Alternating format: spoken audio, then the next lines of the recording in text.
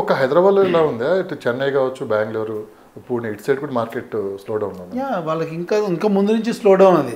Hyderabad market ఇప్పుడు చాలా బాగుంది. వాళ్ళతో కంపేర్ చేస్తే ఇండియాలో ఉన్నట్టు మేజర్ మార్కెట్ పూణే కానీ, నోయిడా కానీ, గూర్గాన్ కానీ, న్యూఢిల్లీ కానీ, బెంగళూరుతో కంపేర్ చేస్తే హైదరాబాద్ మార్కెట్ చాలా పాజిటివ్గా ఉంది, చాలా మంచి గ్రోత్లో ఉన్నట్టు కంపారిటివ్లీ వాళ్ళతో చూస్తే. మనం రీసెంట్గా వచ్చినటువంటి సర్వే, నైట్ ఫ్రాంక్ వాళ్ళ సర్వే చూస్తే కూడా మనం పాజిటివ్లో ఉన్నాం కంపారిటివ్ వాళ్ళతో కంపేర్ చేస్తాం. మనం హైదరాబాద్ మార్కెట్ ఎప్పటికీ ఫ్లెక్సిబుల్గా నడుస్తూనే ఉంటుంది. ఇంతకుముందు ఉన్న స్పీడ్తో ఇప్పుడు లేదనేది మాత్రం వాస్తవం. ఈ స్పీడ్ లేదని మీరు అంటున్నారు. అంటే ఐటీ సెక్టర్ నుంచి కూడా ఎక్కువ ఇన్వెస్ట్మెంట్స్ రియల్ ఎస్టేట్లో పెడతాం. ఒకప్పుడు ఎడాపెడా పెట్టేశారు, ఇప్పుడు కాస్త భయం పట్టుకుంది ఐటీ వాళ్ళకి కూడా. ఎందుకంటే ఏ టెక్నాలజీ డెవలప్ అవటం, జాబ్స్ సెక్యూరిటీ లేకపోవటం కూడా కాస్త ఇప్పుడు ఏంటంటే రియల్ ఎస్టేట్లో ఇన్వెస్ట్ చేయడానికి ముందుకు రావటం లేదు ఐటీ వాళ్ళని చెప్పి కూడా వినిపిస్తున్నమాట. సెకండ్ ఏంటంటే ఇప్పుడు లోన్స్ తీసుకొని మళ్ళీ అవన్నీ క్లియర్ చేసుకోవడానికి కూడా కాస్త ఇబ్బందిగా ఫీల్ అవుతున్నారు అని చెప్పి. ఇది అంతవరకు నిజం అంటారు? అది వాస్తవం అండి. ఎందుకంటే లే ఆఫ్లు జరుగుతున్నాయి. సో లే ఆఫ్లు జరుగుతున్నప్పుడు రేపు పొద్దున వాటిని రీపేమెంట్ చేయాలన్నప్పుడు ఇబ్బంది అవుతుంది కదా. సో సెక్యూర్ జాబ్ లేకుండా పోయింది, గ్యారంటీ జాబ్ లేకుండా పోయింది. సో దానివల్ల ఐటీ వాళ్ళు బాగా ఇబ్బంది పడుతున్న విషయం అయితే వాస్తవం. దానికి తోడు ఏంటంటే ఎప్పటికప్పుడు కొత్త టెక్నాలజీ రావడం వల్ల ఎప్పుడు టెక్నాలజీలో ఇప్పుడు ఏఐ టెక్నాలజీ ద్వారా ఎంప్లాయ్మెంట్ పెరుగుద్దా తగ్గుద్దా అంటే చాలామంది ఎంప్లాయ్మెంట్ తగ్గే అవకాశం ఉందని చెప్తున్నారు. బట్ ఎంప్లాయ్మెంట్ తగ్గే అవకాశం ఉన్నప్పుడు ఏంటంటే వీళ్ళు కొత్త టెక్నాలజీ నేర్చుకోవాలి, ఏఐలో కొత్త మాడ్యూల్ నేర్చుకోవాల్సి వస్తుంటుంది. సో దానివల్ల ఏంటంటే మెయిన్ ఫోకస్ వాళ్ళ యొక్క సెక్యూరిటీ మీద, వాళ్ళ యొక్క జాబ్ మీద, వాళ్ళ ప్రొఫెషనల్ మీద పెట్టడం వల్ల ఏంటంటే ఇన్వెస్ట్మెంట్ మీద తగ్గిన విషయం వాస్తవమే. అలా అని మొత్తం రియల్ ఎస్టేట్ మొత్తం స్తబ్దత అయింది, కొలాప్స్ అయిందని మాత్రం చెప్పలేం. రియల్ ఎస్టేట్ నడుస్తుంది, కొంత పర్సంటేజ్ తగ్గిన మాత్రం వాస్తవం. తగ్గింది, పడిపోయింది, ఇలా రకరకాల ప్రచారాలు నడుస్తున్నాయి. ఈ ప్రచారాలు వెనక ఏమైనా వ్యూహం ఉందంటారా? అంటే రియల్ ఎస్టేట్ పరంగా ఎప్పుడు మనం వినిపిస్తున్న మాట కొన్ని పొలిటికల్ కొన్ని డ్రామాలు నడుస్తూ ఉంటాయి కదా.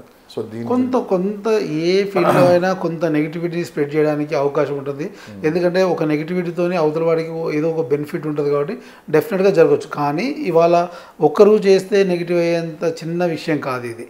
ఎందుకంటే గ్లోబల్ మార్కెటే రెసిషన్లో ఉంది కాబట్టి రియల్ ఎస్టేట్ రెసిషన్లో ఎక్కువ మొత్తంగా కనపడుతుంది. ఎంటైర్ వరల్డ్ అంతా కూడా ఇదే సిచ్యువేషన్లో ఉంది. బట్ మన దగ్గర కొద్దిగా పీపుల్ అంతా కూడా ఫోకస్గా రియల్ ఎస్టేట్ను కొద్దిగా ఎక్కువ చూస్తారు కాబట్టి మనకు కొంచెం ఎక్కువగా ఇంపాక్ట్ కనిపిస్తుంది ఇక్కడ.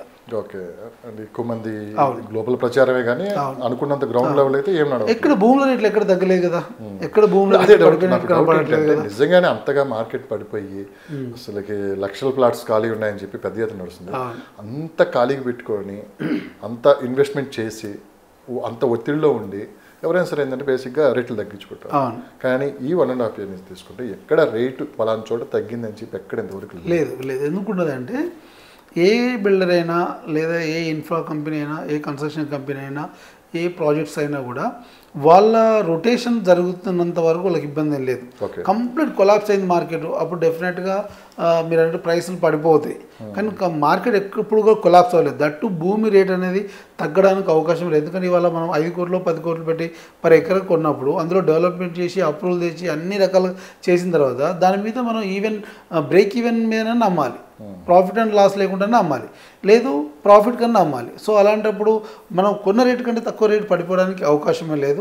అట్లీస్ట్ 5 to 10% ప్రాఫిట్తోనే చేసే అవకాశం ఉంటుంది. కాకపోతే ఏంటంటే వాళ్ళకు ఉన్నటువంటి కొన్ని యూనిట్స్లో ఒక 5-10 యూనిట్లు రొటేషన్ పర్పస్లో తక్కువ ప్రైస్లో ఇవ్వడం జరుగుతుంది, తక్కువ మార్జిన్లో ఇవ్వడం జరుగుతుంది.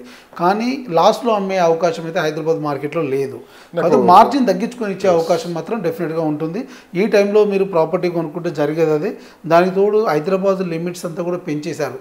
హెచ్ఎండిఏ లిమిట్స్ పెరిగింది. ఇవాళ 1035 విలేజ్ వరకు ఇలా హెచ్ఎండిఏ పెరిగింది. హైదరాబాద్ విస్తరణ 7 జిల్లాల నుంచి మొదలుపెట్టి ఇలా 11 జిల్లాల వరకు పెరిగింది. ఉమ్మడి జిల్లాల నుంచి మొదలుపెడితే మన డివిజన్ అయినటువంటి జిల్లాల వరకు హైదరాబాద్ లిమిట్స్ పెరిగింది. రీజనల్ రింగ్ రోడ్ కనెక్టివిటీ వరకు హెచ్ఎండిఏ లిమిట్స్ పెరిగిందంటే ప్రాపర్టీ గ్రోత్ పెరుగుతున్నట్టే తప్ప తగ్గుతున్నట్టు కాదు, ప్రైస్ పెరుగుతున్నట్టే. ఎందుకంటే మన హైదరాబాద్ చూడు శాటిలైట్ టౌన్షిప్ ఏర్పాటు చేస్తున్నారు, రీజనల్ రింగ్ రోడ్ ఏర్పాటు చేస్తున్నారు, మెట్రో కనెక్టివిటీ ఏర్పాటు చేస్తున్నారు. ఉన్నటువంటి existing outer ring road MMTS ఏర్పాటు చేయాలనే ప్రపోజల్ ఒకటి గవర్నమెంట్కు, స్టేట్ గవర్నమెంట్కి ఉంది, సెంట్రల్ గవర్నమెంట్కి ఉంది. National highway connectivity, greenfield highway connectivity, sub road connectivity, ఇవన్నీ పెరుగుతున్నప్పుడు డెఫినెట్గా ప్రైసెస్ పెరిగే అవకాశమే ఉంది. అంటే మీరు ఇవన్నీ పెరుగుతున్నప్పుడు అన్నారు ఒక మాట, కానీ ఇప్పటి వరకు 1.5 years నుంచి కొత్త గవర్నమెంట్ వచ్చిన తర్వాత సో ఈ విషయంలో ఎంతవరకు ముందడుగు వేశారంటే కొత్త గవర్నమెంట్ వచ్చిన తర్వాత 11 గ్రీన్ఫీల్డ్ హైవేస్ ప్రపోజల్ తెచ్చారు. మెట్రో శాంక్షన్ తెచ్చుకున్నారు థర్డ్ ఫేజ్కు.